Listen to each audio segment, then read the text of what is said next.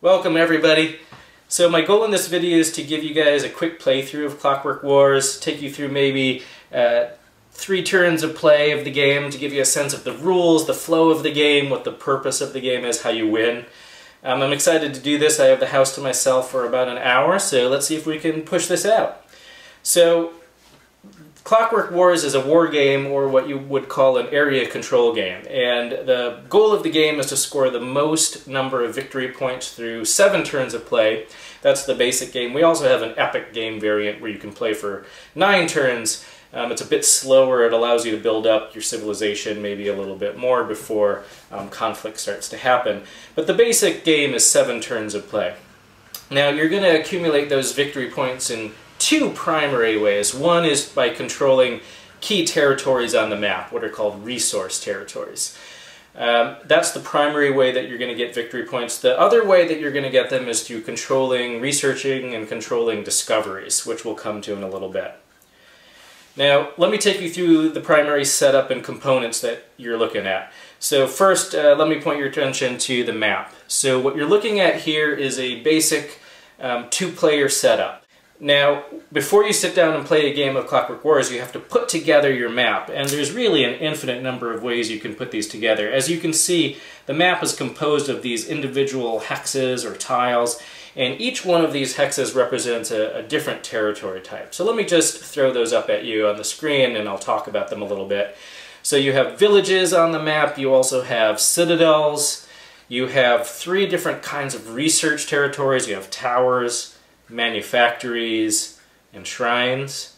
And then you also have 2 different resource territories, lakes and forests.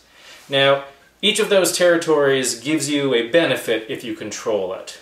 Now, when you sit down and you're going to play a game, you're going to throw together a map in any number of configurations. In the instructions, we're going to give you guys some suggested ways you can put together your map, but really, I'm hoping that people come up with really creative maps. You can put them together in whatever pattern or configuration you want. You can include lots of villages in your map, or lots of sorcerers' towers, or very few forests, very few lakes. However you want to design your map, it's totally up to you. Now, as you might expect, if you're playing a 3- or 4-player game, the map's going to be bigger. There's going to be a larger number of territories for you guys to fight over. 2-player maps tend to be pretty tight.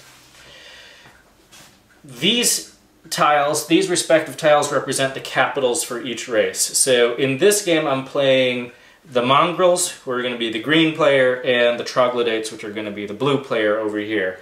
Now there are 4 different races included in the game.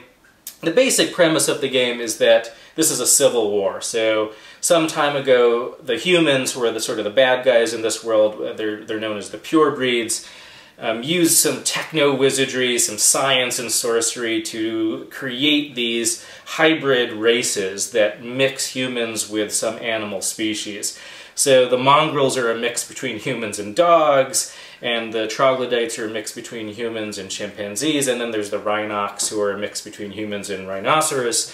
And the purebreds designed these guys basically to serve as their slaves. Well, that didn't go over so well, so now the hybrid races have risen up, and it's all-out civil war because the hybrids don't even like each other that much. So that's the sort of lore, if you care about such things, for this game. Now, each of the races has sort of a specialty that is defined by their unique unit. So the Mongrel unique unit, which they only have access to, is called the Hunter. You're going to see he's kind of an aggressive unit. He's pretty tough and he can move around the board pretty quickly. The Troglodytes unique unit is called the Engineer. They actually have 2 engineers, and they're really good at research. So I've picked 2 quite different races here, a pretty aggressive race and a research-heavy race, and I'm going to try to play them in slightly different ways. Now, if you look over here, what you're seeing is a layout of the discovery cards. Another thing you do before each game is you pick 9 different discovery cards. We're going to ship the game with 45 different cards. Every time you play, you're going to pick a different set. So really, you can see how much replayability there is in this game.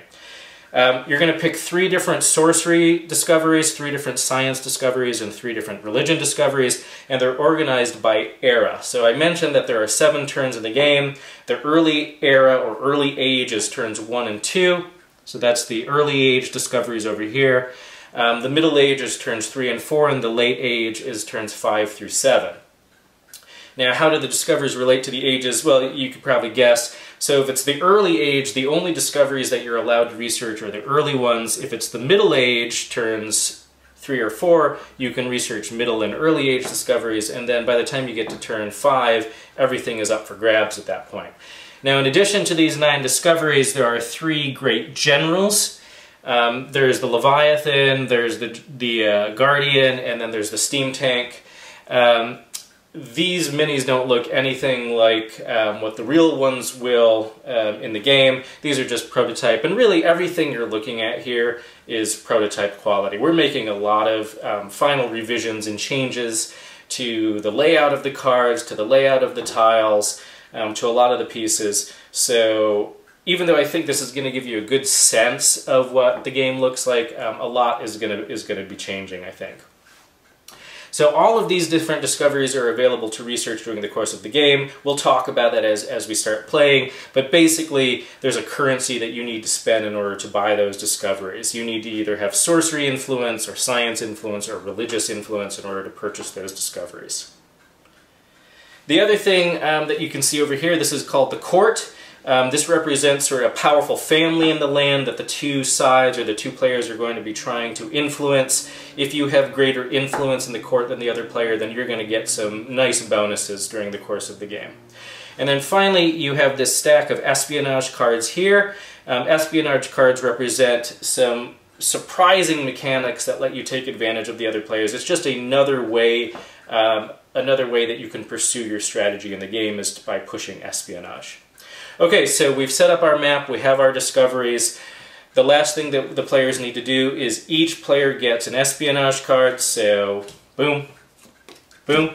And then each player also gets 1 influence in each of the different disciplines. So sorcery influence, religion influence, and science influence. And again, that's the currency that you're going to use to pay for the various discoveries. So each player gets 1 each of those, and you can see that they're represented by these tokens here. Those are going to be kept behind your player screen so that the other player doesn't know how much you have. Okay, I think we're ready to play.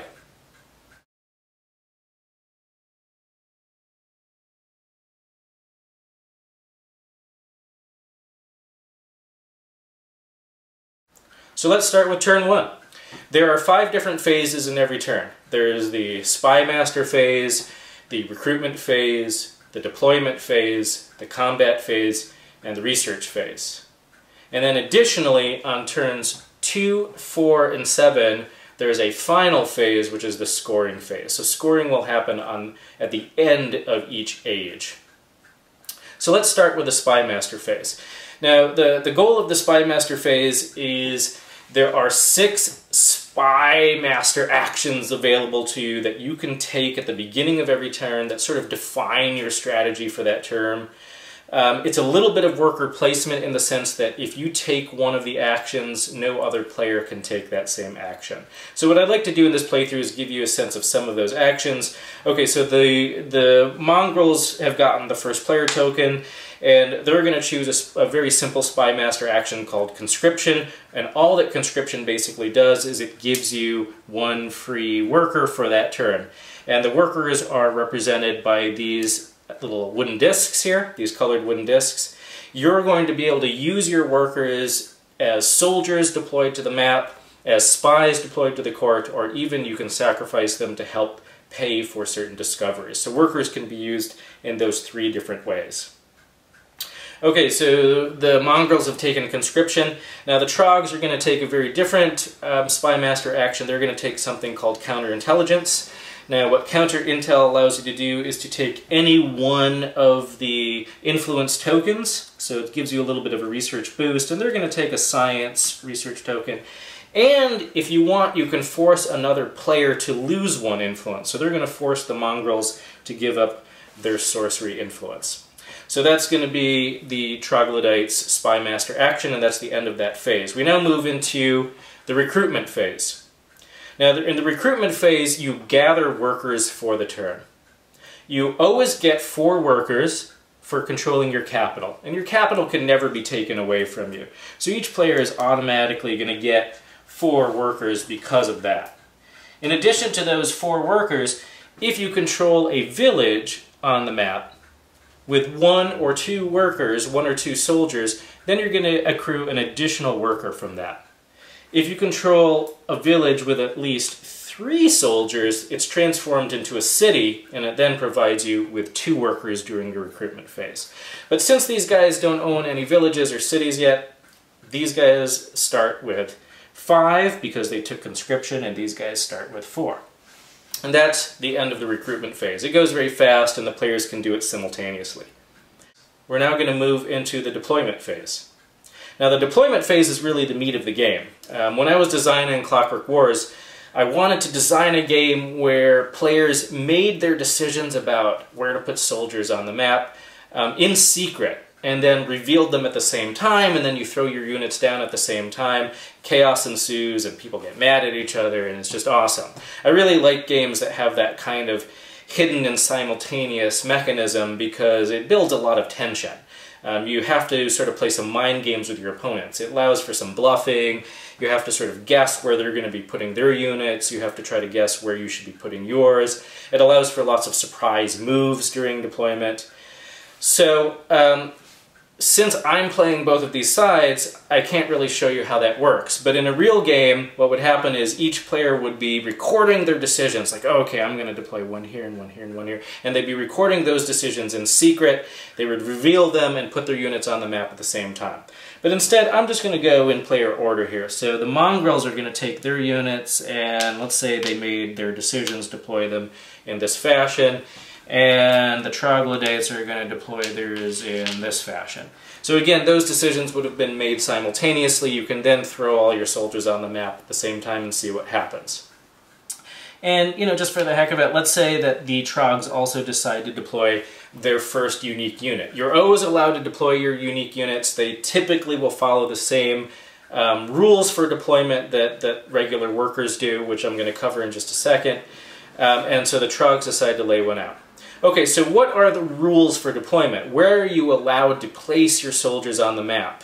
So, first and foremost, you're always allowed to place workers, which become soldiers when they're put on the map. You're always allowed to place them adjacent to any territory that you currently control.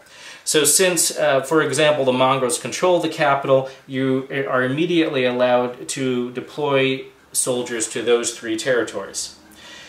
In addition, you can do something called a forced march. Now, what a forced march lets you do is it allows you to deploy units that are too distant from a territory that you control.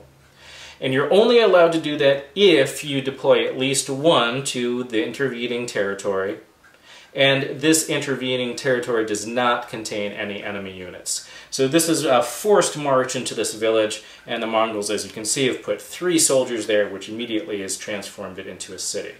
The Trogs have decided to sort of spread their wealth a little bit more, but again, this is considered a forced march right here. And that is the end of the deployment phase. We're now going to move into the combat phase.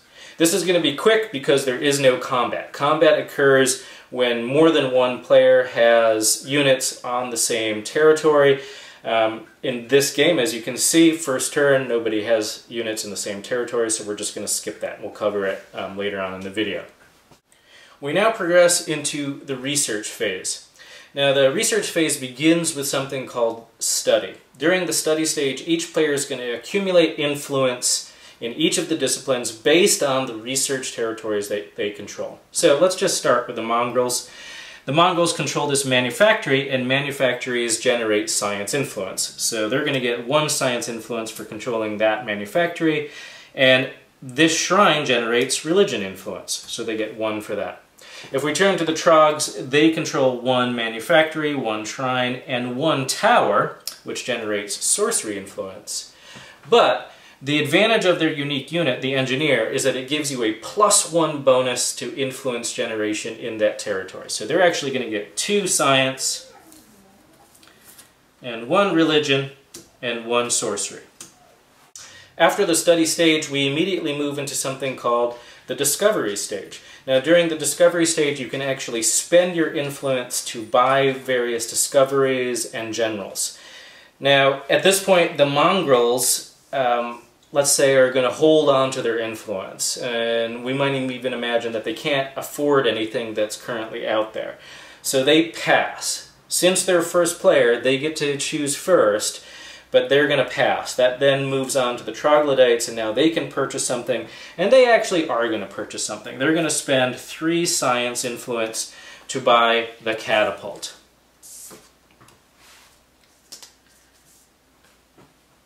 Now, when you purchase a discovery in Clockwork Wars, not only do you get the benefit of the card, but you actually have to place a token, an associated token, on the board somewhere. Now, there are 2 places that you can place that discovery token.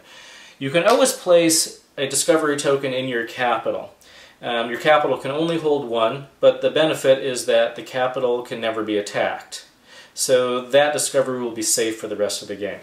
The other location you can put a discovery is you can put it in a research territory that is associated with that discipline.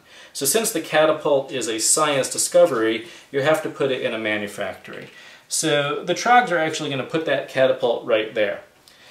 Now, the disadvantage of putting the catapult in that territory is that if the Mongrels were ever able to conquer it, they would immediately gain control of the catapult. I think this is a really fun element of Clockwork Wars. The map kind of evolves as players start putting discoveries on it. Certain territories suddenly become much more valuable.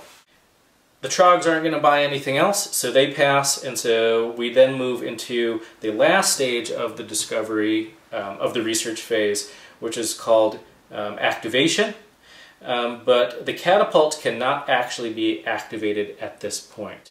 Since it's turn 1, there's no scoring phase, so we're going to immediately progress into turn 2.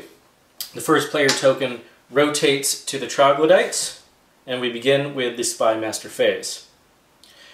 The Troglodytes are going to take a different Spymaster action this time. Again, I wanted to show you a couple different options here. They're going to take a Spymaster action called Gambit. Now what Gambit allows you to do is to move any 2 of your units on the board. So they're going to take these 2 units here, they're going to move them into a territory that they already control, thus transforming that village into a city.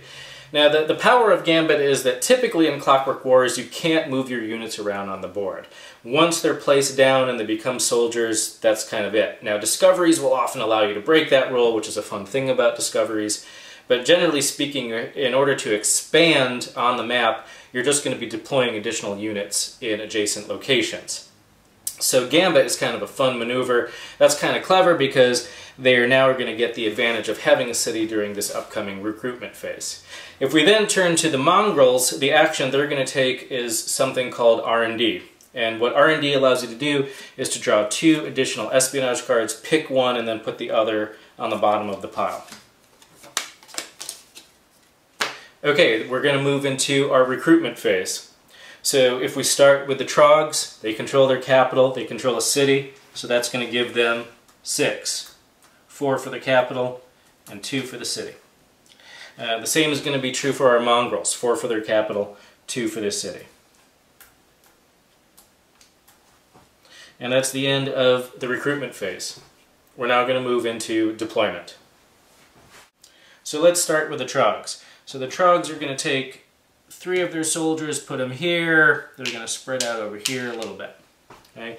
And why not? They're going to deploy their second unique. Okay, so the Mongrels are going to take their units and they're going to deploy 2 to this lake, 2 to this lake, 1 to this citadel, and 1 to this court. Now when workers are deployed to courts, they're actually called spies. We're going to come back to the court later during the scoring phase.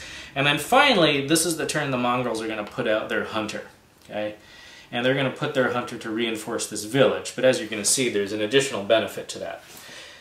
So now we progress into the combat phase. And as you can see, there's going to be 1 combat this turn, 1 battle. So let's take it in the various stages.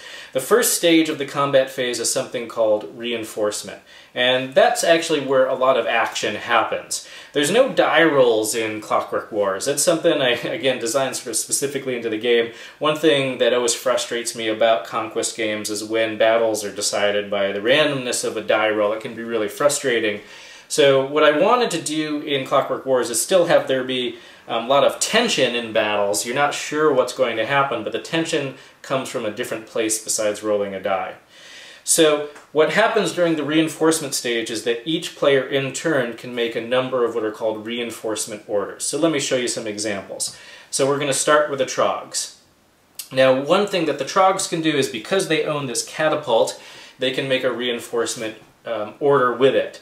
The catapult allows you to kill a soldier, an enemy soldier, that is within 2 territories of the catapult itself. So, alright, that's awesome. So they killed one of those Mongrel soldiers, and that's really all they can do for their reinforcement moves. Now, what can the Mongrels do? Okay, well, first thing they can do is they can take this soldier from this citadel and move it into this battle. That is, in fact, the entire purpose or function of citadels. Any soldier that is deployed to a citadel can be moved into a territory, an adjacent territory in which a battle is occurring, as long as the citadel itself isn't under conflict. So they've decided to move that soldier in to reinforce their troops. In addition, they are going to move their hunter in. Now, the hunter's unique ability is that it can jump in as a reinforcement order into any battle that is within 2 tiles. So it can really move around the battlefield and give you a nice bonus. In addition, the hunter counts as 2 soldiers, so it gives you a +2 bonus in this combat to what's called your army strength. So if we now look at this battle here, we see that the Trogs have 3 soldiers in there, so an army strength of 3. The Mongrels have 2 soldiers plus the hunter, so an army strength of 4. So the Mongrels are going to win this battle 4-3. Now, what do you do? How do you resolve this? So Clockwork Wars uses a very simple 1-for-1 combat resolution. So all these guys are killed, and those 3 will end up killing this. Because it's 4 minus 3, 1 unit is left behind, so obviously the Mongrels are going to choose to keep their hunter alive, and that's left behind to control the lake. The last stage of the combat phase is something called Attrition, which we're going to cover in just a little bit. So we now move into the research phase. So during the research phase, you can see that the Mongrels again control the manufactory and a shrine, so they're going to get 1 science and 1 religion, and I actually did this out of player order. The Trogs are going to now get 2 science, 1 religion, and 2 sorcery, again because this engineer is giving them a bonus. So you can see they're really cranking out on their influence, on their research, and that's kind of the whole goal of the Trogs. That's their racial benefit. Now, are they going to buy anything? Yes. So the Trogs are actually going to pass for now. They're going to save their influence for the next turn, I think. So when they pass and it moves to the Mongrels are going to decide to research something. And they're going to research something within the religion sphere. They're going to spend 2 religion influence to buy this discovery called monasticism. Now, monasticism allows you to ignore attrition, which again we're going to cover in just a little bit. So they have to place this token somewhere on the map. They're going to place it on this shrine right here, and that is the end of our research phase. So we're now moving into the scoring phase, our first one, which happens at the end of turn 2. The first thing you do in the scoring phase is you look at control of resource territories. So let's start with the Trogs because they're the first player. Do they control any forests and lakes? Yes, they control this forest right here with 1 soldier. Now the rule for victory point generation on forests is you get 1 victory point for every unit you have controlling that territory up to a maximum of 3. So since they only have 1 soldier controlling this, they're only going to get 1 victory point for that. They don't control any other resource territories, so that's that. We then move into the Mongrels. Now, do they control any resource territories? Yes, they actually control 2. Let's start with this one. The rule for lakes is you get 3 victory points, but you have to control it with at least 2 units. Now, they've successfully done that for this lake, so they're going to get 3 VPs for that one. If we turn to this lake, however, even though they control it, they only have 1 unit there, their unique unit, and so they don't actually get 3 victory points for controlling that. We then move on to court dominance. So here's our first opportunity to really talk about the court. Now, as you can see, the court is different from all of the other territories on the map in that battles don't occur here. So even though these two players both have spies there, they don't ever fight. So this is a little bit more what we would call area majority than area control. Now, the Mongrels do have area majority here. So during each scoring phase, the player who has the most spies in that court gets a bonus. There are 3 different courts that ship with the game. For this playthrough, I choose the Court of Rasputin, and their bonus is that whoever controls them at the end of turn 2 gets 2 free espionage cards. So the Mongrels get those 2 espionage cards. Whew, wow, they now have 4 espionage cards. That's awesome. That's a huge advantage, really. And that is their bonus. Now, they would, if they continue to control them at turn 4, they're going to get another bonus, and if they control them at the end of the game, there's a victory point bonus. We then move into something called the pollution stage. So during the pollution stage, you have to reduce the number of units in every resource territory you control down to 1. And that's only going to affect this one, because there's already 1 unit here, there's only 1 unit here. This is meant to represent sort of, you exploiting the resources, so there's a cost to that. It also means that resource territories are always going to be up for grabs. You can never just dump a whole bunch of your soldiers and units on a particular resource territory and assume that you can control it for the entire game. Okay, we're gonna progress into turn 3, and I think this is going to be the last turn I'll show you guys. So the first player token rotates back to the Mongrels, who are feeling pretty good about themselves right now. They have a slight victory point advantage, but it's still early in the game. And they have to choose their first Spymaster action. So they're going to choose something called Tactical Operations. And what Tactical Operations allows you to do is during the combat phase, if you're ever in a battle that's a tie, you automatically win that battle. You get a +1 bonus to that battle so that you win it. So it's a pretty aggressive action. You typically will take Tactical Operations if you're assuming you're going to be fairly aggressive during your deployment phase. In contrast, the Trogs, they're going to really just keep pushing their research. So again, they're going to take counter intel. And what they're going to do is they're going to take a religion influence, and they're going to force their opponent to lose 1 religion. So we now progress into our recruitment phase. The Mongrels again are going to recruit 6, 4 for their capital, 2 for the city that they control, and the same is true for the Troglodytes. 4 for their capital, 2 for the city that they control. We then move into the deployment phase. So the 2 players have made their deployment decisions, and this is what they're going to do. So the Mongrels this turn are going to be very aggressive. What they're going to do is they're going to go right after this Troglodyte city. That's brutal. Okay, and then they're going to put 1 to reinforce, and then they're going to go right here into this forest. The Troglodytes are going to continue their heavy expansion, and let's say that they deployed 1 to this tower, forced march 1 to this manufactory. They deployed 2 to this citadel, 1 to this village, and 1, let's say, they saved to reinforce or to increase their forces in that manufactory to guard their catapult. Okay, so those decisions were made simultaneously. The players throw their units on the map, they reveal them, and we now progress into the combat phase.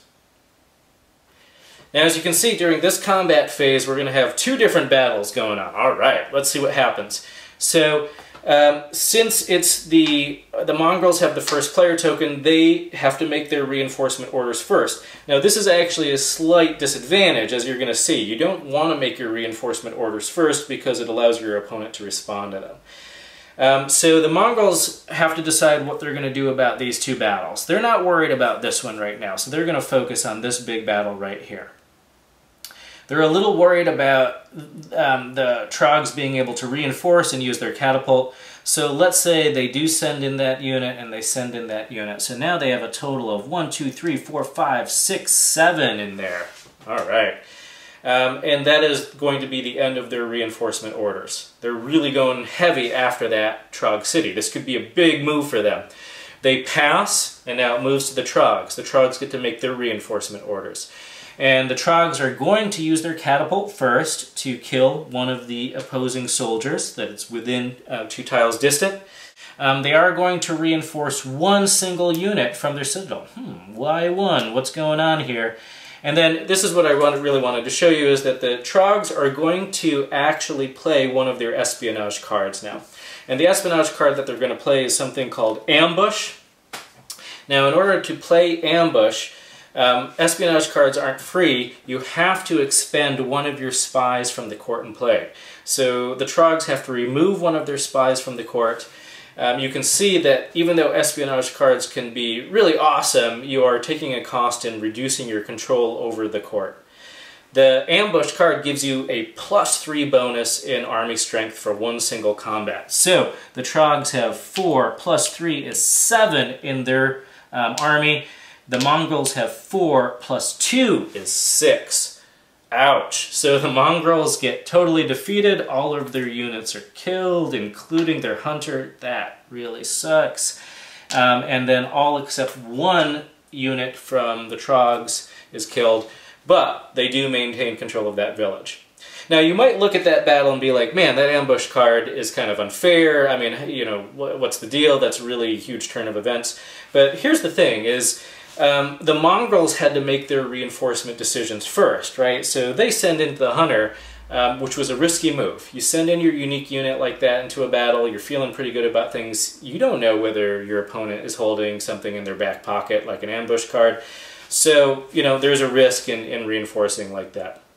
If we now progress to the second battle, now the Mongrels took a Spymaster action this turn called Tactical Ops. It means that they automatically win battles that are ties. They get a +1 bonus to their army strength in those battles, so they actually win this battle.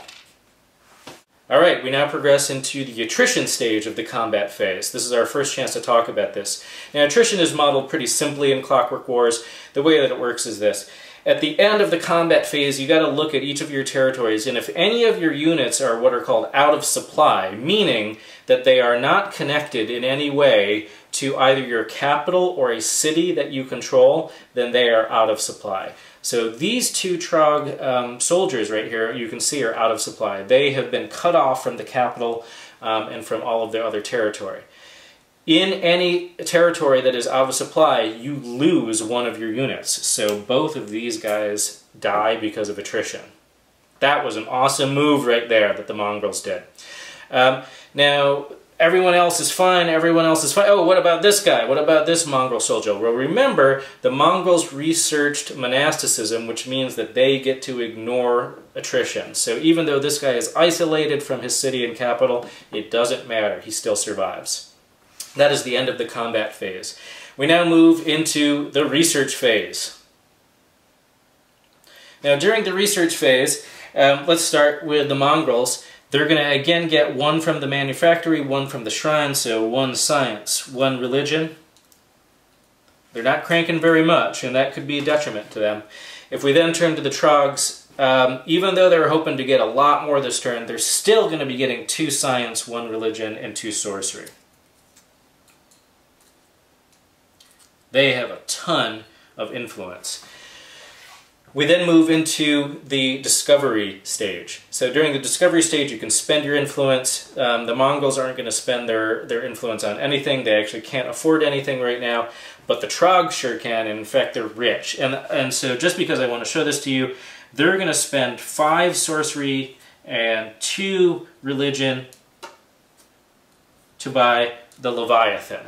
Now, the Leviathan is one of the great generals in the game. It provides just a huge bonus, a huge awesome ability. Each of the generals is sort of game-changing in a certain sense.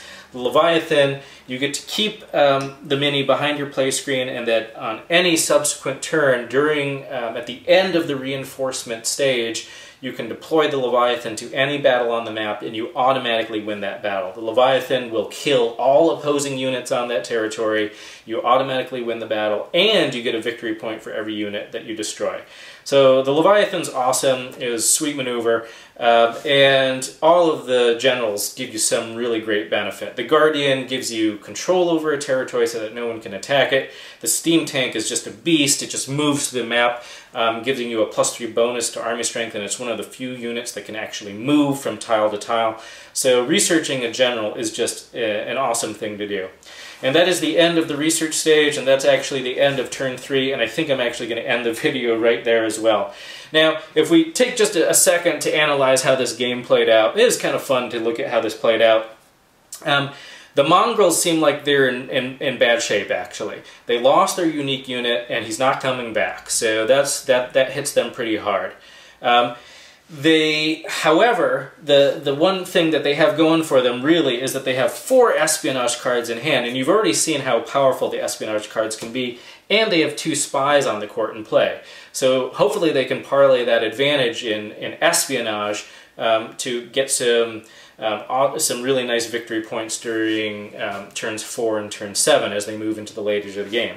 If you look at the Trogs, they're pretty well set up. They've already started extending into this southern part of the map. They've now got control of 2 different villages, which they could easily develop into cities. They've got a catapult protecting this section of the map. They control the citadel, which can reinforce either of those villages.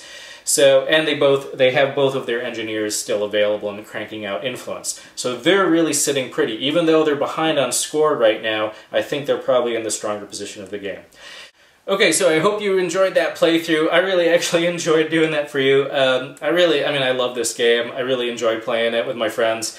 It's, I think it plays differently than any other kind of dudes on a map war game out there. In particular, the lack of dice rolling and the simultaneous resolution of deployment really separate this from other games out there. I think the theme is fun. But really, the focus of the game is on the sort of strategic mechanics, and I really wanted to give players lots of tools that they could play with. There's discoveries that you can play with, there's generals you can play with, there's espionage cards. You can really go after your opponents in lots of different and interesting ways. Again, thanks for watching. Please support our project. Thanks.